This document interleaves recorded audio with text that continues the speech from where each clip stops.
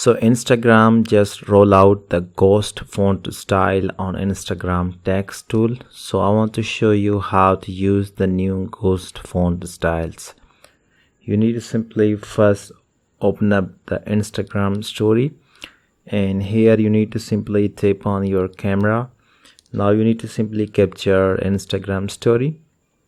Now at the top you will find there is a brand new ghost option when you tap on the double A.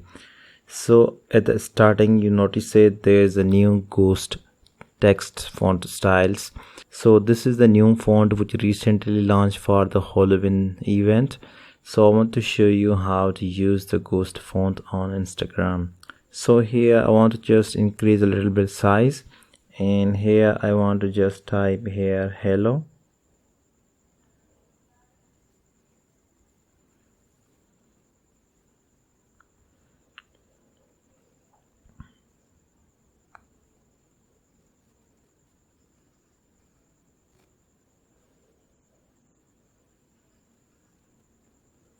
So here you notice that I have write something here, and now if you want to change the color of the text, you need to simply first select the text.